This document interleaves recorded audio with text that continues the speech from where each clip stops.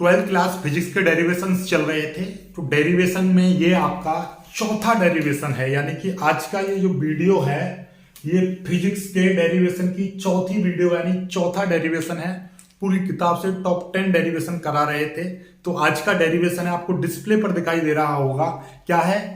अनुगमन वेग की परिभाषा। नहीं, अनुगमन वेग क्या है और धारा घनत्व तथा अनुगमन वेग में, यानी कि मुक्त इलेक्ट्रॉनों के अनुगमन वेग तथा धारा घनत्व में संबंध स्थापित कीजिए। ये एक डेरिवेशन है। क्या?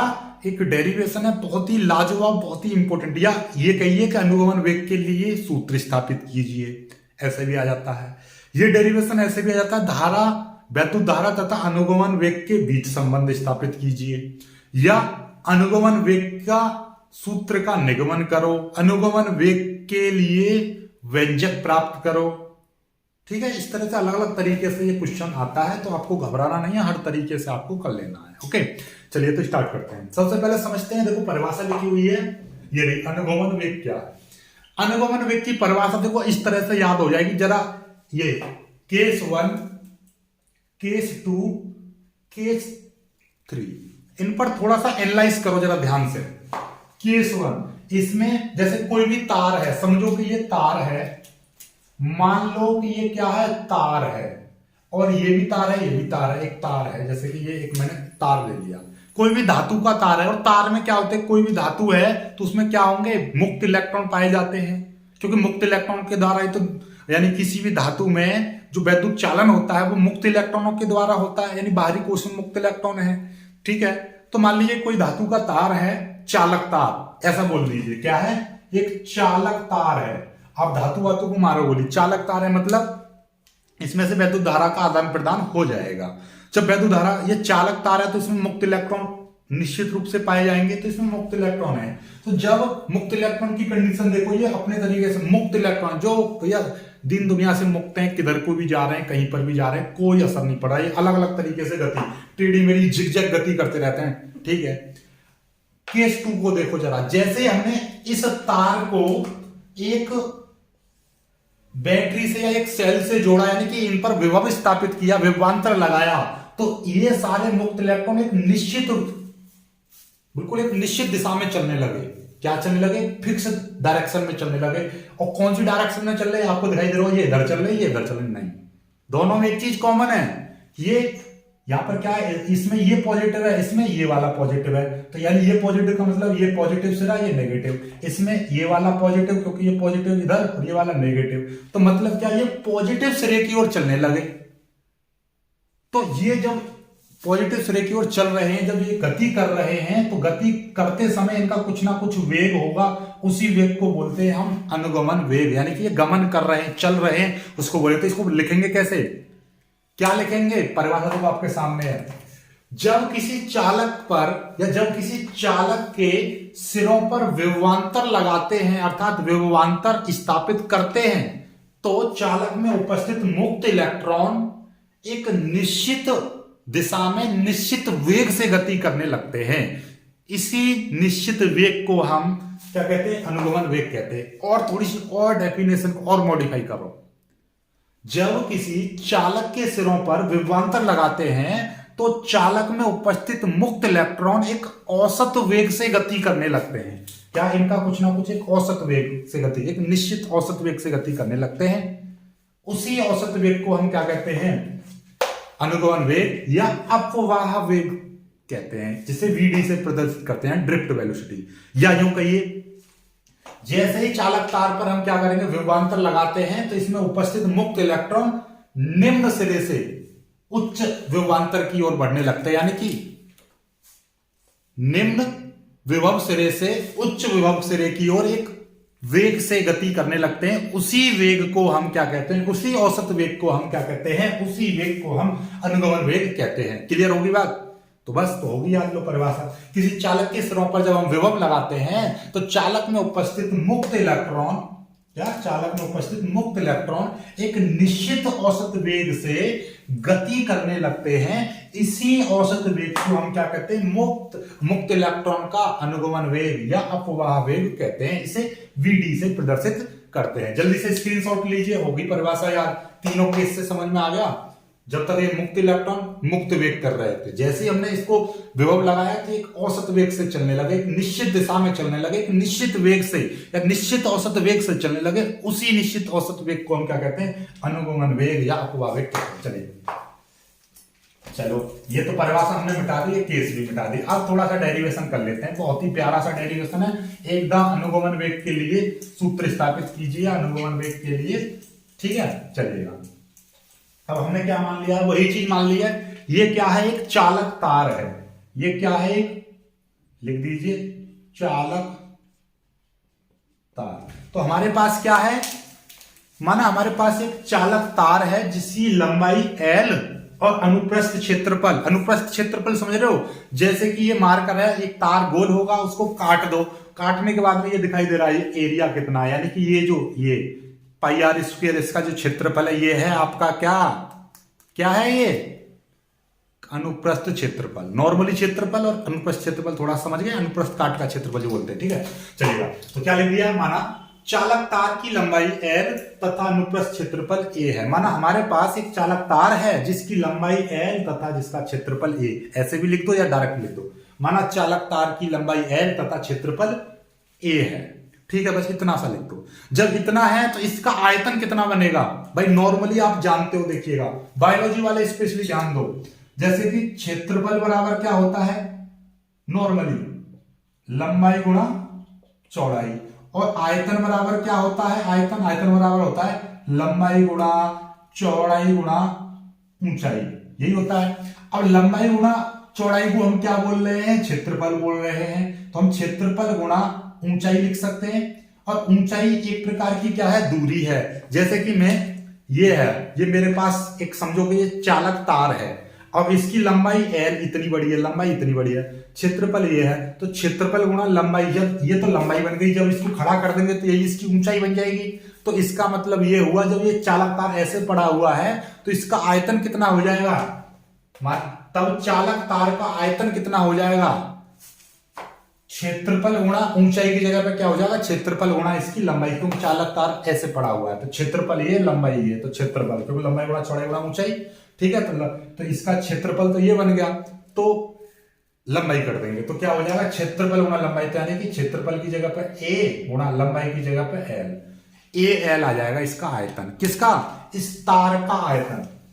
भाई लंबाई L, क्षेत्रफल ये है, तो चालक तार का आयतन कितना बन गया, इतना, क्योंकि इस सूत्र के अकॉर्डिंग, ठीक है, कोई दिक्कत नहीं है, ठीक है। आप लिखना चाहो तो लिख देना, यहां पर सूत्र लिख देना, क्या आयतन बराबर क्या होता है, क्षेत्रफल गुणा ऊंचाई, ये वाला सूत्र का हमने इस्तेमाल करा है, ठीक है, कोई दिक्कत नहीं। अब हम अपनी ओर से मान ले रहे हैं भाई, ये चालक तार था, चालक तार है, इसमें बहुत सारे इलेक्ट्रॉन है बहुत सारे।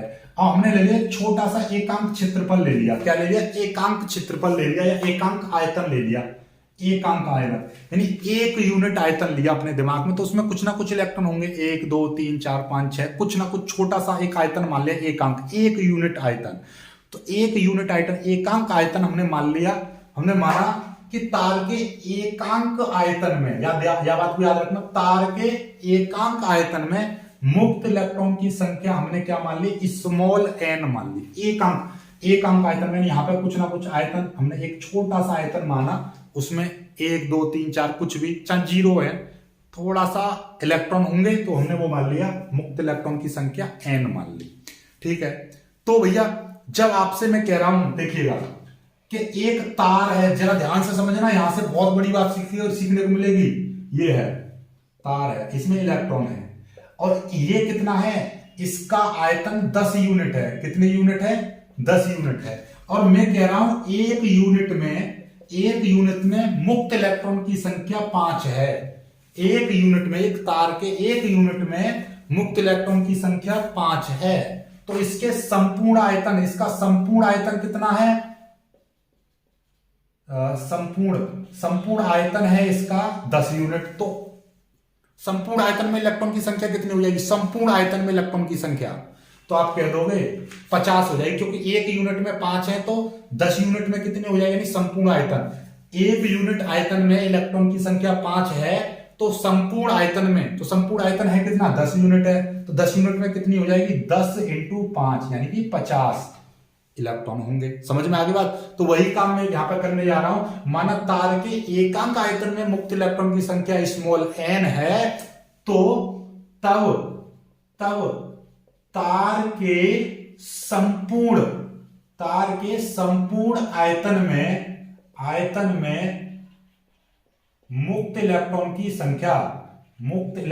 संख्या ये मैं कैपिटल N मान ले रहा हूं, ठीक है, क्योंकि भैया स्मॉल n तो मैंने वहां पर प्रदर्शित कर दी, तो कितनी हो जाएगी, जैसे अभी हमने सीखा कि भैया एक आयतन में हमने 5 इलेक्ट्रॉन थे और संपूर्ण आयतन में कितने, संपूर्ण आयतन कितना है, संपूर्ण आयतन 10 था, उसमें 5 की मल्टीप्लाई कर दी तो 50 आ गया। तो उसी प्रकार से संपूर्ण आयतन में मुक्त इलेक्ट्रॉन की संख्या कितनी हो जाएगी, संपूर्ण आयतन इंटू एकांक आयतन में इलेक्ट्रॉन की संख्या। तो एकांक आयतन में इलेक्ट्रॉन की संख्या कितनी, संपूर्ण आयतन कितना है, संपूर्ण आयतन है Al इंटू और एकांक आयतन में इलेक्ट्रॉन की संख्या है n। समझ में आ गई। तो कितनी हो जाएगी, Aln, क्या हो जाएगी, Aln। समझ में आई बात, नहीं आई। Aln क्यों हो गई, क्योंकि हमने बताया अभी कि एकांक आयतन यानी कि एक आयतन में इलेक्ट्रॉन की संख्या यदि x है तो 10 आयतन में कितनी हो जाएगी, 10 आयतन में हो जाएगी 10x। तो मैं उसी प्रकार से मैं कह रहा हूं m आयतन में कितनी हो जाएगी, mx, ठीक है। तो संपूर्ण आयतन में कितनी हो जाएगी, संपूर्ण आयतन में, तो संपूर्ण आयतन कितना है, यानी कि देखिए ये रहा चालक का आयतन, चालक का संपूर्ण आयतन कितना है, यानी कि चालक का टोटल आयतन कितना, लंबाई गुणा चौड़ाई, तो पूरा आयतन निकला है। तो पूरे आयतन में इलेक्ट्रॉन की संख्या कितनी हो जाएगी, संपूर्ण आयतन इंटू m, ठीक है, Aln। समझ में आ गई बात। चलिए आगे बढ़ते हैं। ये चीज समझ में आ गई तो बाकी सब कुछ समझ में आ गया, ठीक है। तब ये संपूर्ण आयतन आ गया। अब संपूर्ण आयतन में आवेश निकाल लो। संपूर्ण तार के संपूर्ण आयतन में आवेश कितना हो जाएगा भाई, आवेश Q बराबर, नॉर्मली आवेश बराबर फॉर्मूला क्या होता है, आवेश बराबर होता है जैसे कि Q बराबर Ne होता है। आवेश बराबर क्या होता है, इलेक्ट्रॉन की संख्या इंटू E तो अपने आप में एक कांस्टेंट होता है जिसकी वैल्यू 1.6 गुना 10 की पावर -19 होती है, ठीक है, एक इलेक्ट्रॉन पर आवेश। तो भैया कितने इलेक्ट्रॉन हैं, इतने 10 इलेक्ट्रॉन हैं, तो 10 गुणा 1.6 गुणा 10 की पावर -19 इतने कूलम निकल आएगा आवेश, ठीक है।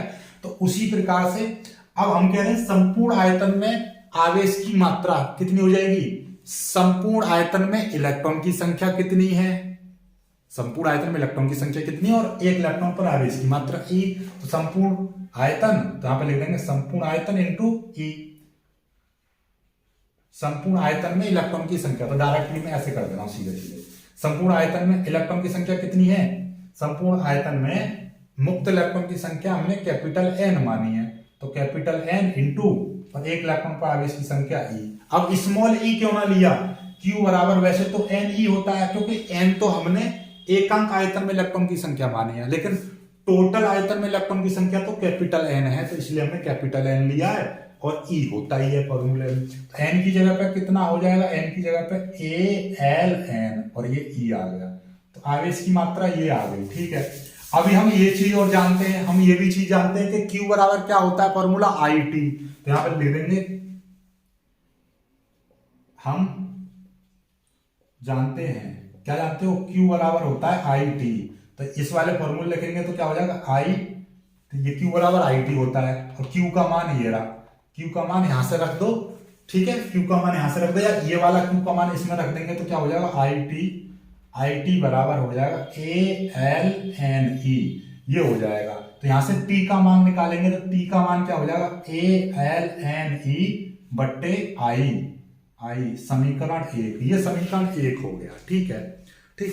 अब हमको ये भी पता है, माना कि इसका इनका जो वेग है वो हमने Vd मान लिया, तो लिख देंगे तार के मुक्त इलेक्ट्रॉन का, माना लिख देना, माना तार के मुक्त इलेक्ट्रॉनों लिख देना, इलेक्ट्रॉनों का अनुगमन वेग वीडी है, तब क्या हो जाएगा? तब एक सूत्र आपने पढ़ा होगा। कौन सा सूत्र पढ़ा होगा? एक सूत्र पढ़ा होगा, वेग बराबर क्या होता है? विस्थापन बट्टे समय। विस्थापन बट्टे समय होता है ना सूत्र। तो देखिएगा, ये इलेक्ट्रॉन यानी कि एक इलेक्ट्रॉन अधिकतम कितना विस्थापन कर सकता है, यानी कि यहां से इलेक्ट्रॉन यहां तक आ सकता है। बस भाई ये यहां से यहां तक चला गया तो अधिकतम कितना हो सकता है विस्थापन, यानी यहां से यहां तक, यानी एल के बराबर हो सकता है, या दूरी बट्टे समय। ठीक है, वेग बराबर या चाल बराबर कह दो, चाल बराबर दूरी बट्टे समय। तो दूरी कितनी हो जाएगी? दूरी यहां से यहां तक ही तो होगी। भाई इलेक्ट्रॉन कितना चल सकता है? इस तार की जितनी लंबाई होगी उतना ही चल सकता है, यानी कि एक इलेक्ट्रॉन निम्न सिरे से उच्च सिरे तक पहुंच रहा है। तो निम्न सिरे से उच्च सिरे तक कितना जा रहा है? एल जा रहा है। तो वेग हमने क्या मान लिया? वीडी मान लिया। विस्थापन कितना है, यानी दूरी कितनी? एल हो जाएगी, और समय कितना? टी हो जाएगा। अब टी का मान समीकरण 1 से रख देंगे, तो टी का मान रख देंगे तो क्या हो जाएगा? टी का मान समीकरण 1 से, समीकरण 1 से टी का मान रखने पर, समीकरण 1 से टी का मान रखने पर इस वाली समीकरण रख दो, तो वी डी बराबर क्या हो जाएगा? ऊपर तो एल है और नीचे ये ए एल एन ई बट्टे आई।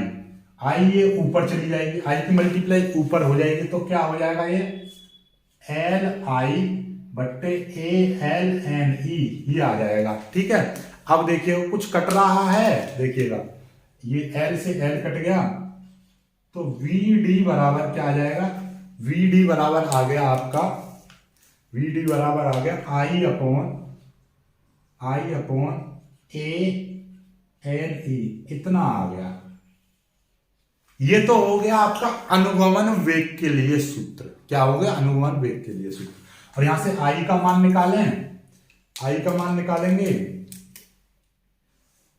तो यहां से आई का मान निकालेंगे तो क्या हो जाएगा? आई बराबर A N E V D, A N E और ये वी डी, ये आई का मान हो गया। ठीक है, आई बराबर, तो ये हो गया, देखो धारा ये रही और अनुगमन वेग ये रहा, तो इसका मतलब क्या हो गया?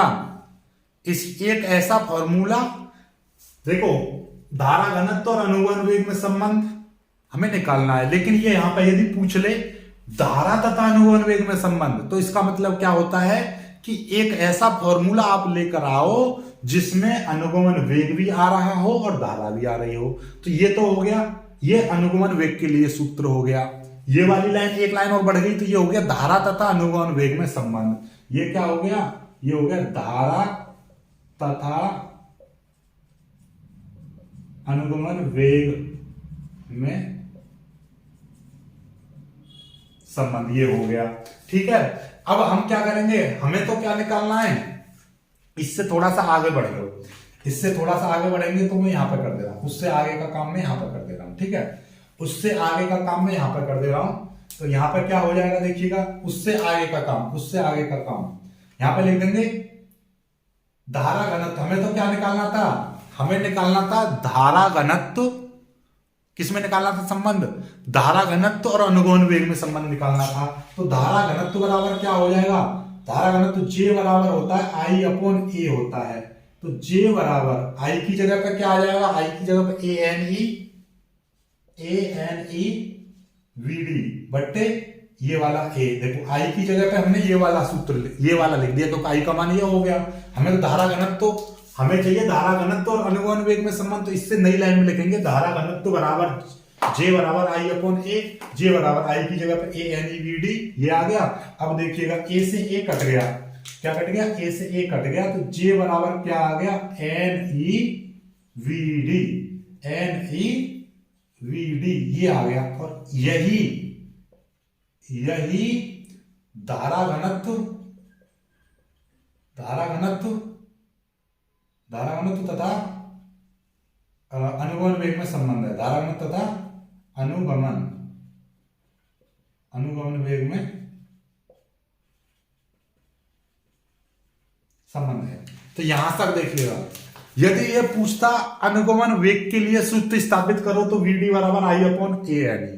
यदि ये कह रहा है कि धारा तथा अनुगमन वेग में संबंध स्थापित करो तो यही हो जाएगा अनुगमन वेग तथा, यहां पे लिख दो यही धारा तथा अनुगमन वेग में संबंध है।